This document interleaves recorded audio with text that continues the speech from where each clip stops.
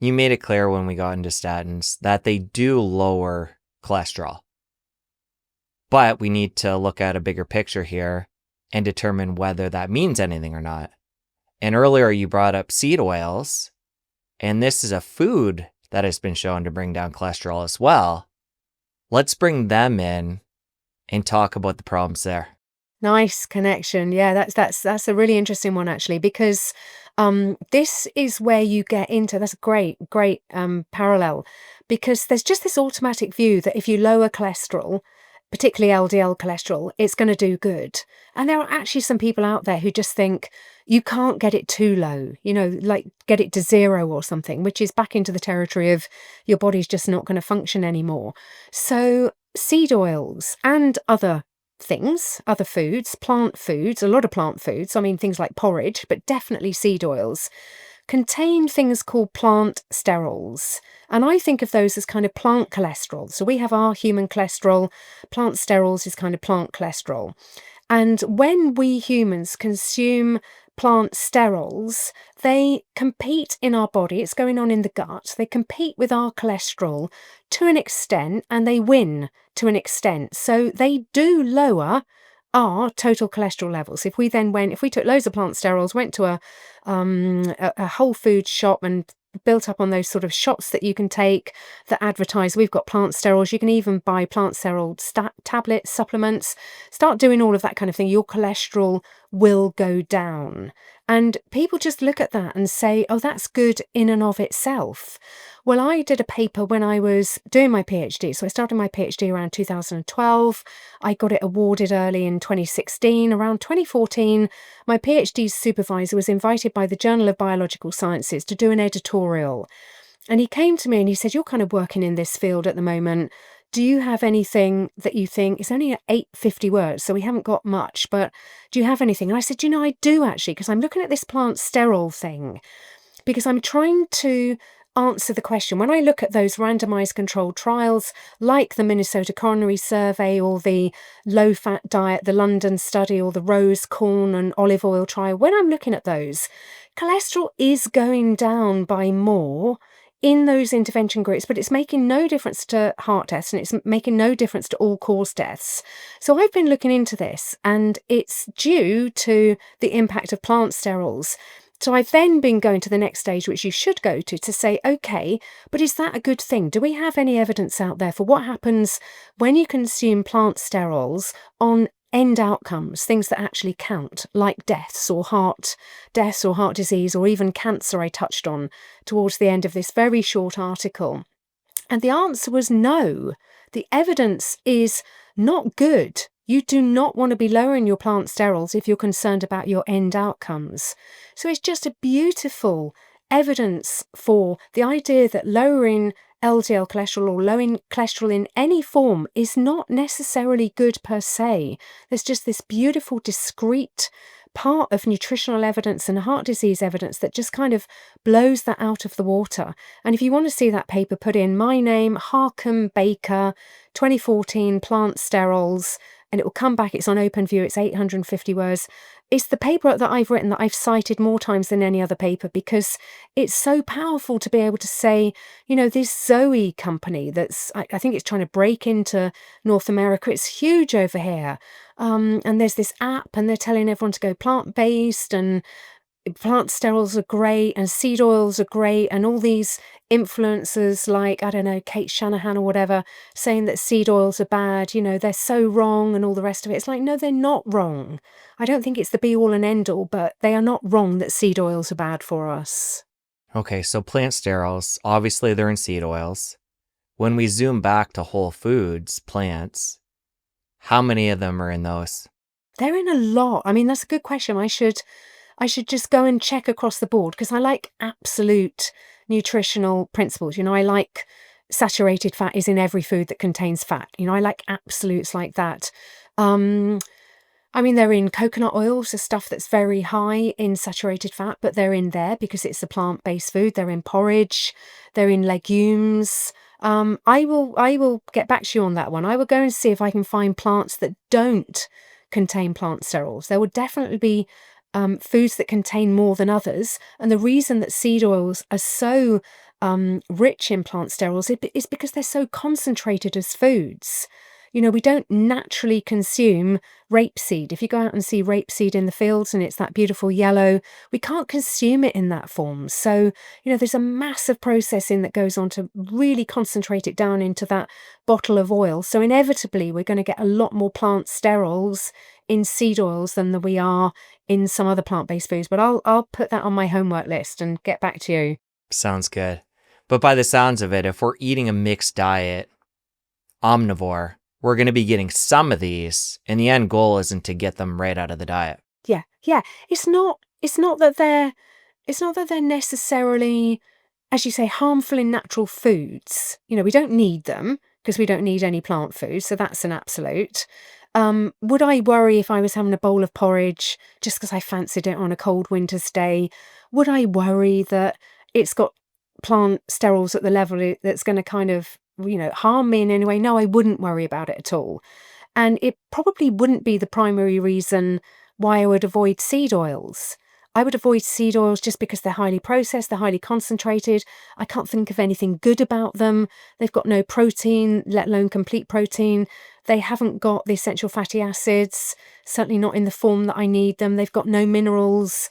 They're very high calorie for very not much nutrition. So you're really not getting a big bang for your buck. So I would avoid them for that reason. So no, I don't think there's something we have to avoid, but certainly don't go down to the Whole Foods and buy those things that say, oh, get your plant sterols here, and there's like a brand called Benecol over here, and don't have margarine with these plant sterols advertised instead of butter. You should be eating butter, not fake plastic stuff that's gone through lots of iterations.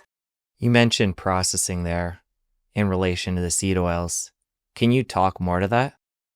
I did look at this actually. God, this is going to take me back a little bit actually. So I looked in my obesity book and I was trying to, so I think I looked at, we had a product at the time that was actually called I Can't Believe It's Not Butter. And I was comparing it to actual butter. So actual butter is really easy. You just get milk from a cow and you churn it and you end up with butter.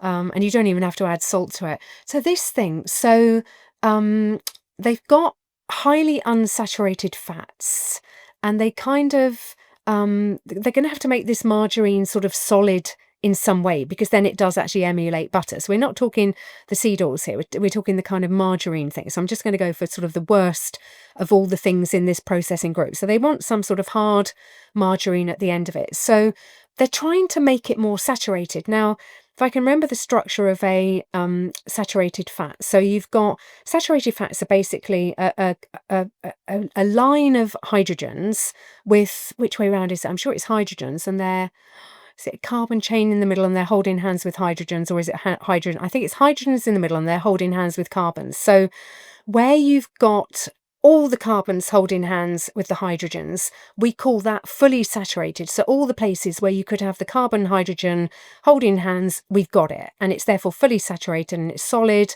at room temperature. It's much more stable to cook with.